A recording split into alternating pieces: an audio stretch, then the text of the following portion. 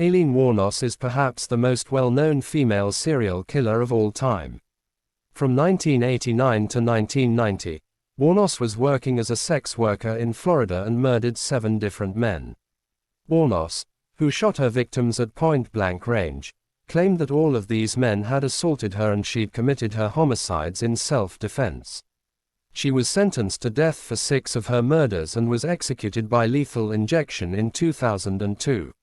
Myra Hindley committed the Moors murders alongside her partner Ian Brady between 1963 and 1965. They committed their crimes in Manchester, England, and their victims were 5 children between the ages of 10 and 17. The pair was charged with 3 of the 5 murders and were given life sentences, with Hindley dying in 2002 at the age of 60 after serving 36 years in prison. Nanny Doss was born in Alabama in 1905 and killed 11 people from 1920 to 1954. She was nicknamed the Giggling Granny and the Lonely Hearts Killer by the press, as most of her victims were her family members. In 1954, Doss confessed to killing 4 of her husbands, her mother, her sister, her grandson and her mother-in-law. She was sentenced to life in prison, however, was not given the death penalty because she was a woman.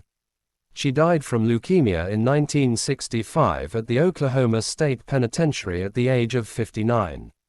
Born in 1953, Rosemary West and her husband Fred West carried out the torture and murder of 9 young women between 1971 and 1987.